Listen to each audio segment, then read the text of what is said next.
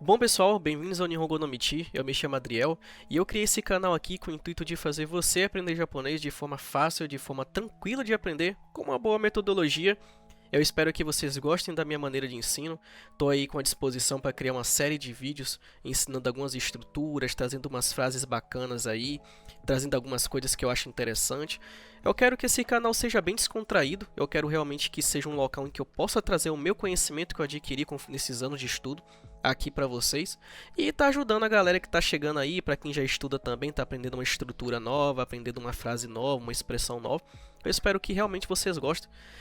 Caso tenham alguma dúvida conforme os vídeos for passando, caso tenham dúvidas, coloquem nos comentários suas dúvidas, sempre fale aqui comigo, eu vou responder. Vou estar disponibilizando também um canal no Telegram aí, pra gente estar trocando uma ideia, estar conversando direitinho. Então, não se acanhe não. Se tiverem dúvida, podem falar comigo, que eu vou estar respondendo aí conforme os comentários, beleza? Bem-vindo mais uma vez, sejam bem-vindos ao Nihongo no Michi, espero que vocês gostem dos conteúdos. E bora lá! Vamos lá, hoje eu vou ensinar vocês a como fazer afirmações e negações, inicialmente com substantivos, ok? Vou fazer essa pequena leitura aqui e a gente vai para algumas frases de exemplo. Bom, afirmando e negando coisas. No japonês, para fazer afirmações, né, basta usar o desu. Temos aqui duas letras, né, que é a letra D, está em hiragana. Caso vocês não saibam a leitura japonesa, como ler, caso vocês realmente estejam começando do mais absoluto zero, deixe nos comentários que eu posso estar criando vídeos ensinando a como ler no japonês, como a leitura funciona, dicas de estudo. Então, deixe nos comentários. Ok. Caso vocês queiram fazer afirmações, basta usar o desu, letra D e letra S, né? Desu, ou a letra da. Essa letra aqui é a letra da. Desu ou o da, após a palavra que se quer afirmar. Ou seja, eu quero afirmar que aquilo é um carro. Simples, eu só preciso saber como que fala carro em japonês. Em japonês, para falar carro, eu falo kuruma. Para fazer uma afirmação, eu falar que é um carro, eu coloco o desu após a palavra, ficando kuruma desu. Kuruma desu, ok? A diferença entre ambos, o desu e o da, é que o desu, ele é uma afirmação formal. Ou seja, quando eu uso o desu após uma palavra, a diferença entre ele e o da é que o desu eu estou fazendo uma afirmação um pouco mais formal. Ou seja, se eu estiver falando com o meu chefe, com uma professora da escola, se eu estiver falando com alguém que eu queira demonstrar um pouco mais de respeito, eu faço afirmações usando o desu. No japonês e no Japão em si, o respeito, a hierarquia, né? Você não vai falar de forma informal com pessoas que vocês não conhecem. Então é interessante que vocês tenham um nível de formalidade, ok? Então, eu faço afirmações usando o desu após a palavra no qual eu quero afirmar. E caso eu queira ser um pouquinho mais informal, falando com amigos, falando com pessoas mais próximas, eu posso usar o da após a palavra, ok?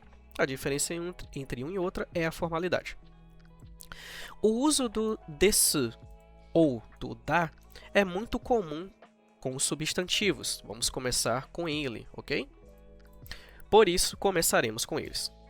Temos aqui algumas frases de exemplo, então vamos lá. São frases bem simples, usando um único substantivo. E, como eu já tinha citado anteriormente, a palavra kuruma. Olha o que temos aqui. Temos a palavra kuruma. Como que eu falo que é um carro? Eu faço uma afirmação muito básica. É um carro. Eu aponto e falo, é um carro. Como que eu faço isso? Começamos, primeiramente temos que saber como que fala carro. Carro é kuruma. Para fazer a afirmação, basta colocar o desu após a palavra no qual eu quero afirmar, ficando kuruma desu. Kuruma desu. Observe, em relação à pronúncia, é muito comum que quando você for falar o desu, acabe saindo des, com o som de S, ok? O som do U acaba meio que sumindo e isso é muito comum na fala japonesa, ok? Então, quando vocês veriam falar kuruma desu com um S mais puxado, vocês já sabem o porquê. Então, kuruma, kuruma desu, tá? Kuruma desu é um carro. Ou é carro. Isso aqui é uma tradução que eu coloquei de forma mais literal. Como assim mais literal? Esse desu seria algo equivalente ao é. E o kuruma é carro. Ou seja, é carro. Literalmente, é carro. Ser carro, ok? Isso aqui é uma tradução literal para a gente entender melhor como funciona a frase de forma literal, ok? Bom, aqui usamos o desu. Essa frase está formal, né? Kuruma desu. Eu vi um carro na rua e falei, kuruma desu. É um carro. Ok. Agora, e se eu quiser falar isso com um amigo de forma um pouco mais informal? É simples, ao invés de falar o desu, eu falo o da, ficando kuruma da. Kuruma da. Kuruma da. Ok? Kuruma da. Isso aqui é a mesma coisa que isso aqui de cima. Kuruma desu. Kuruma da. O significado da frase é a mesma. A única coisa que muda é a formalidade. Aqui temos a tradução da mesma maneira, se vocês observarem. Nada mudou. O que muda? Em japonês muda apenas a formalidade. Um usa o desu e outro usa o da. Ok? Bom, partindo desse princípio, vamos para outras frases. Temos aqui yume desu. Yume desu. Ok? Yume significa sonho. Eu estou afirmando que é um sonho. É sonho, ok? Yume, sonho. Desu, eu estou afirmando. Ou seja, é sonho. Literalmente, de forma literal, está escrito é sonho. Em português, seria algo como é um sonho, né? Em português, teria o No japonês, não. Então, yume desu. É um sonho. Ok? E isso está formal. Tem um nível maior de formalidade. Agora, se eu quiser falar de forma um pouco mais informal, simples. Yume da. Yume da. Yume, sonho. Ok? Yume, este kanji. E o da, após a palavra, dando a ideia de afirmação. Ou seja, é um sonho, de forma um pouco mais informal. Facilmente falaria isso com um amigo ou com uma pessoa mais próxima a mim, ok? Yume da. É um sonho. Próxima frase que temos aqui é hito desu. Hito significa pessoa, ok? Hito. Eu quero afirmar que é uma pessoa. É uma pessoa. Hito desu. Hito desu. Colocando desu após o substantivo, ok? A frase aqui está um pouco mais formal. Hito desu é uma pessoa. E se eu quiser falar um pouco mais informal, hito da.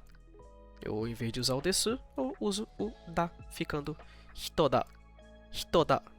Ok? Hito da é uma pessoa, só que um pouco mais informal. É dessa maneira que fazemos afirmações muito básicas de substantivos em japonês, ok? É dessa maneira, usando o desu e o da, e isso com substantivos.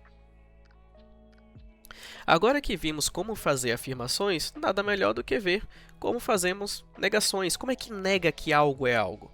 Bom, para fazer, caso você queira negar que algo é algo, basta usar o janai ou o dewanai, ok? Dewanai e janai, após a palavra no qual se quer negar. Janai ou dewanai. A diferença é que o janai ele é mais informal, bem parecido com o da, que vimos anteriormente. Enquanto o dewanai, ele soa mais formal, bem parecido com o desu, que também vimos anteriormente. Vamos ver as mesmas frases sendo negadas ao invés de estarem sendo afirmadas, como vimos anteriormente. Então, temos aqui novamente kuruma, só que dessa vez eu não quero afirmar kuruma desu. Muito pelo contrário, eu quero negar. Simples. Se eu quiser negar de forma um pouco mais formal, uso dewanai, ficando kuruma dewanai. Kuruma dewanai. Não é. E esse não é vem do dewanai. Kuruma, carro. Ou seja, de forma literal, significa não é carro. Não é carro. Kuruma dewanai. Kuruma dewanai. Não é um carro. Ok? E essa frase está formal. Se eu quiser falar de forma um pouco mais informal, ao invés de usar o dewanai, eu uso o janai, tá? Kuruma janai. Kuruma janai. Kuruma janai significa não é um carro, só que um pouco mais informal. Eu facilmente usaria isso com um amigo, com uma pessoa mais próxima, ok? Kuruma janai. Não é um carro. Yume novamente, aparecendo aqui. Eu quero dizer que não é um sonho. Dessa vez o contrário, não é um sonho. Yume, sonho. Yume de wa nai. Não é um sonho. Só que essa frase está um pouco mais formal. Se eu quiser deixar um pouco mais informal, basta usar o janai, ok? Yume janai. Yume janai. Não é um sonho. Simples, né? Agora com hito. Hito de wa nai. Hito de wa nai. Hito de wa nai. Não é uma pessoa. Eu estou negando que é uma pessoa. Ou seja, hito de wa nai. Hito de wa nai. Não é uma pessoa. E essa frase está um pouco mais formal por conta do de wa nai. Agora, se eu quiser ser um pouquinho mais informal, eu falo hito janai. Hito janai. Hito janai. Não é uma pessoa, ok? Bom, pessoal, trouxe aqui para vocês esse print, que é um print de uma das páginas da novel que eu estou lendo, e de primeiro momento ele pode parecer um pouco difícil, porque tem muita coisa escrita, mas eu queria passar para vocês uma reflexão. Eu queria passar o pensamento para vocês, um pensamento interessante. No fim das contas, o japonês ele é composto por pequenos bloquinhos, pequenos blocos de informação no fim das contas. Tudo isso aqui que vocês estão vendo são compostos por pequenas coisinhas. E nesta aula vocês aprenderam uma dessas coisas, que é o desu. O desu que aparece em muita coisa mesmo. Se vocês pegarem um texto para ler, eu não vou dizer 100%, mas quase 100% das vezes vai aparecer um desu perdido em algum lugar. Em algum lugar vai aparecer, ok? E eu trouxe especificamente, eu marquei com um quadrado essa frase aqui, porque essa frase, ela faz uma afirmação. Ela está fazendo uma afirmação. E olha só que interessante. Por mais que eu não saiba o que essa frase significa, eu sei de uma coisa. Essa frase faz uma afirmação. Eu posso não saber o que significa antes dela. Mas isso aqui é fácil de saber. Eu vou no dicionário, pesquiso, é tranquilo, ok? Mas por mais que eu não saiba, uma coisa eu já sei, que isso aqui é uma afirmação. Então todas as vezes que vocês virem isso aqui escrito, desu, vocês já sabem que isso aqui é uma afirmação.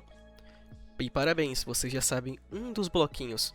Agora é só continuar os estudos e aprender o resto dos blocos. São muitos, mas com muita perseverança a gente consegue, ok? Então, temos aqui nessa frase uma afirmação, ok?